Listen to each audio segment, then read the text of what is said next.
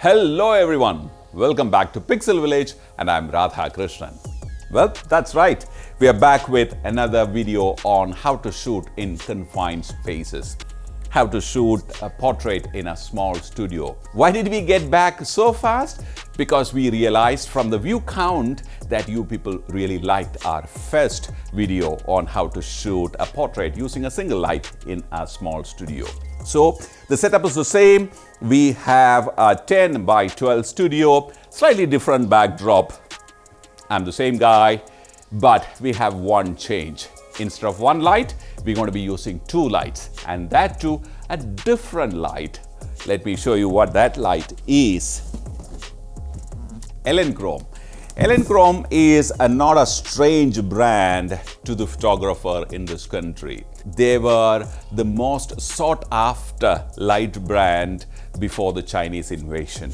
Elinchrom originally is a Swiss brand, and few models are made in India by an Indian company as an OEM product for Elinchrom Switzerland. Now this one that we're going to use today comes as a kit. They are called the FRX400 standard kit. In the international market, it's called the GRX. It's basically the same. Probably some certifications are different depending upon which country it is being sold. Let me keep this aside and let me show you the contents. It comes in a very good quality carry case. It's got nice, good padding on both sides. Two lights, 400 watts each, one remote control called the Skyport, two stands and two soft boxes come in the kit.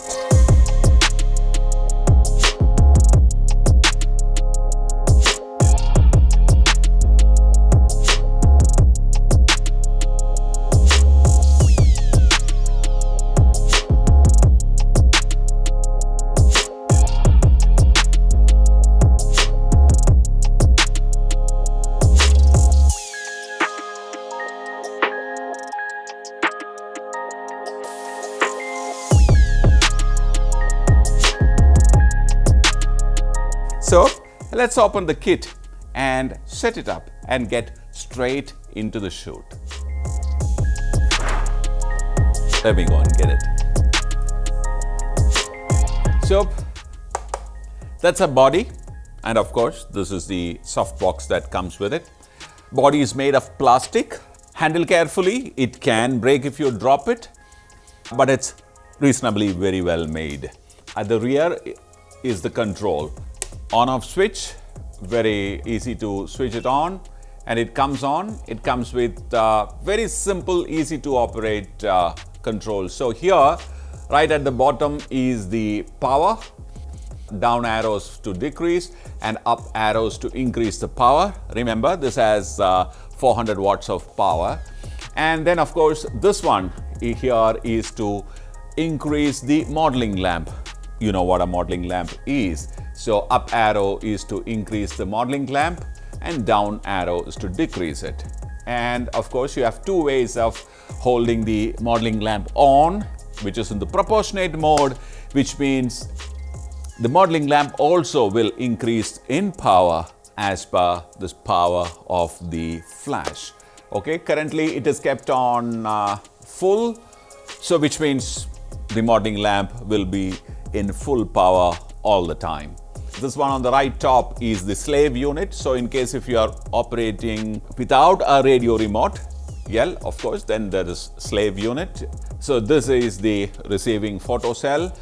Not very popular these days because now we have very cost-effective radio triggers available. So this actually is not really very important. Second is the audio alarm. Third is the test fire button. Now, it comes with a very well made, I must say, a radio trigger called the EL Skyport. Comes with it.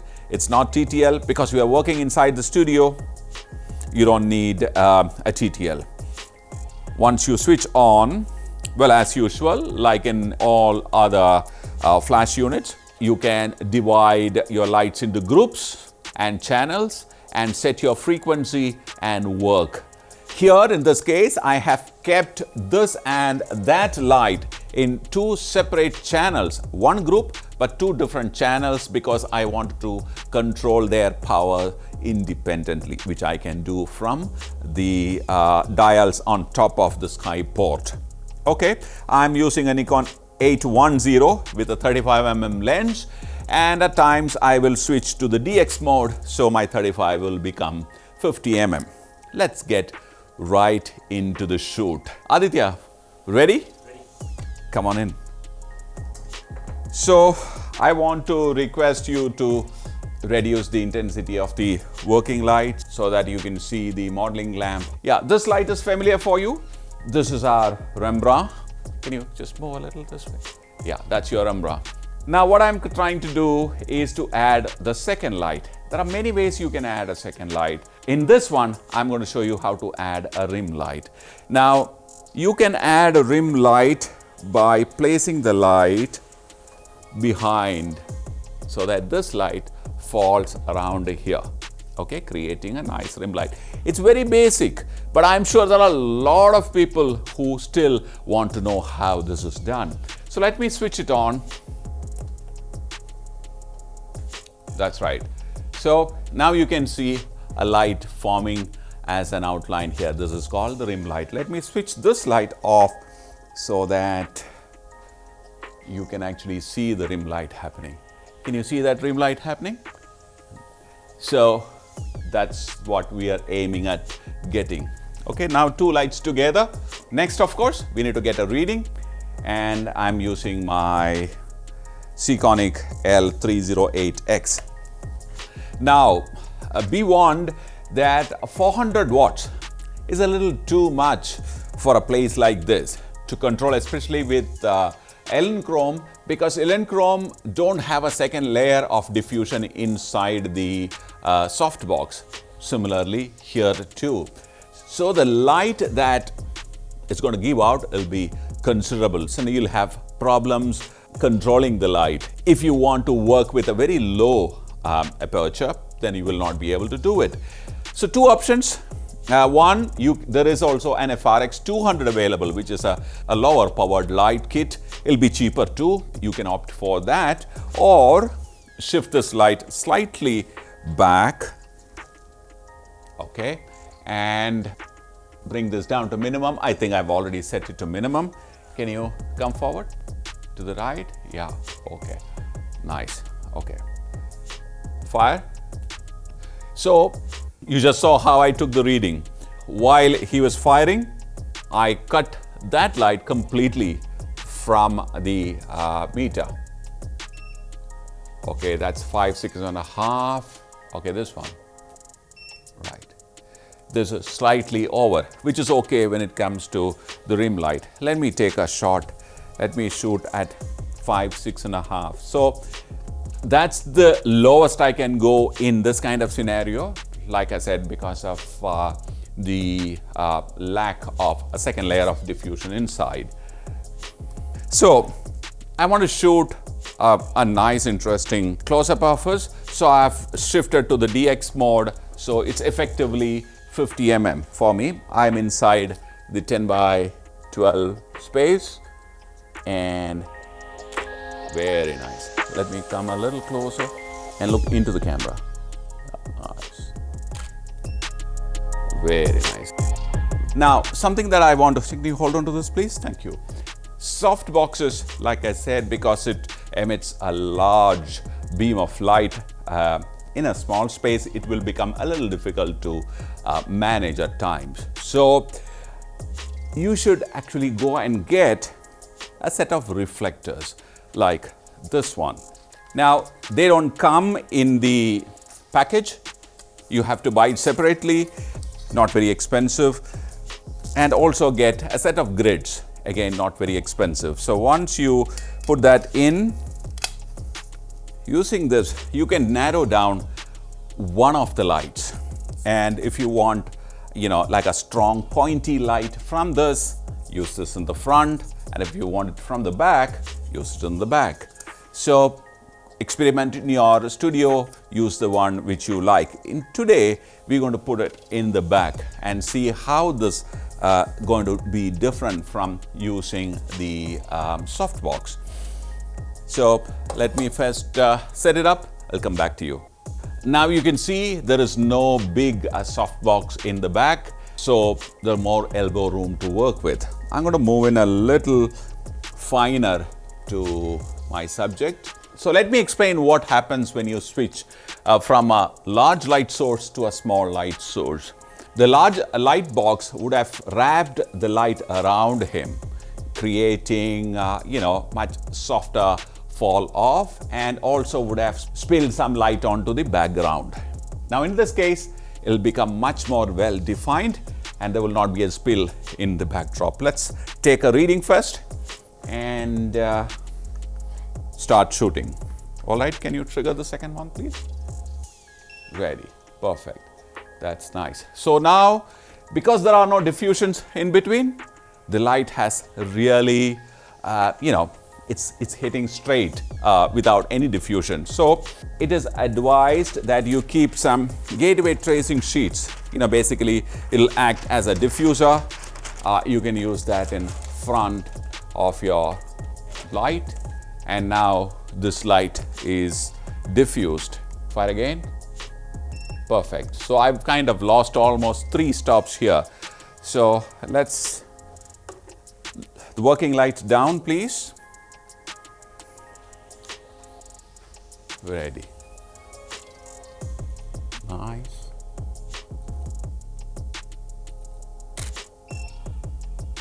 Very nice. So the background spill is controlled and the rim light is much sharper. Okay, can you hold on to it? Let me show you one more way of lighting using this grid. I'm going to actually keep it right behind him. Okay, just careful. So the light is right behind you.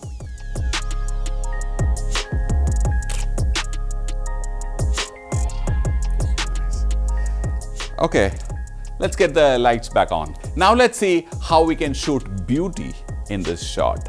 We don't have beauty. I've asked a friend of mine who uses the same light to shoot and send me some images. It'll come to you and I'll show it to you at the end of this video. But let's do a shot with him with a little bit of light from the top. It's called the butterfly light. That'll hit at almost like 45 degrees from top, right top, hits from top, and then we're going to slightly fill the bottom just to kind of clear the shadows. It'll create a nice, interesting, strong image. Let's take a look at that. Let me put the light, in its position. I need to shift this to the top position. Okay, let's do that. Okay, so we are now ready to do the last shot, the top light, the butterfly light. Now the light is hitting Aditya right here. Of course, when these lights go down, you'll be able to see it.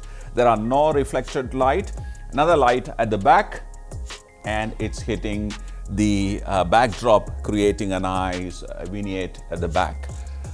This light is held up using a wall boom. You can also use a regular boom stand to do this. It is not really possible to be shot using a regular stand because that stand will come in the way of your subject and the camera. Okay, I've already done the light reading. This is 5:6 and the background is a little underexposed. Okay, so let me take a shot now. All right. Okay, yeah. Before I start, let's reduce the working lights so that I can see them more. Fantastic. Can you reduce this a little more if you can?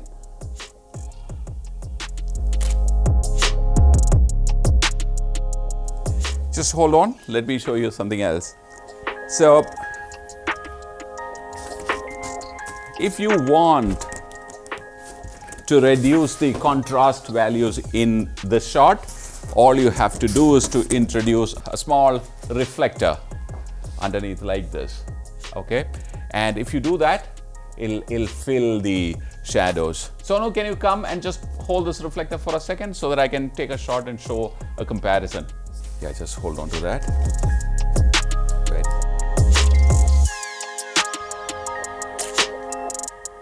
That's right.